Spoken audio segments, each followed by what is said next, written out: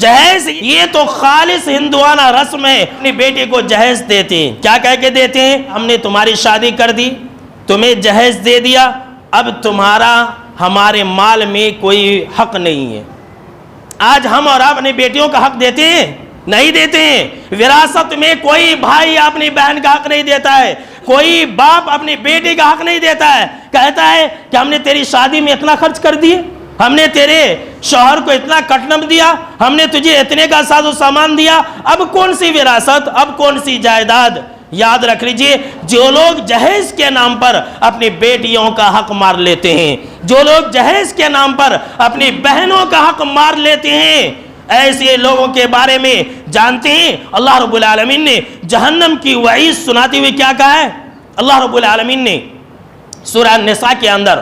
یہ واضح طور پر بیان فرما دیا ہے کہ یوصیکم اللہ فی اولادکم للذکر مثل حظ الانثیین، کہ اے لوگوں سنو، اللہ رب العالمین نے یہ حکم صادر فرما دیا ہے، اللہ تمہیں حکم دیتا ہے کہ ایک لڑکے کا حصہ دو لڑکیوں کے برابر ہے۔ اس آیت کے بعد اللہ رب العالمین نے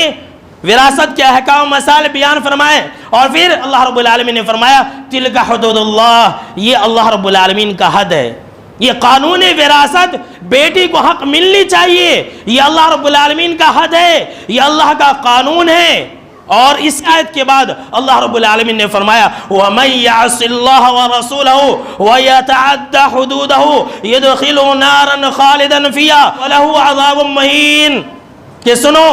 جو اللہ اس کے رسول کی نافرمانی کرے گا، جو اللہ کی حدوں کو توڑے گا، جو جہیز کے نام پر اپنی بیٹی کا حق نہیں دے گا، جو جہیز کے نام پر اپنی بہنوں کا حق نہیں دے گا، اللہ رب العالمین نے فرمایا کہ ایسے لوگ اللہ کی حدوں کو توڑنے والے لوگ ہیں، اور ایسے لوگوں کے لیے جہنم کی آگ ہے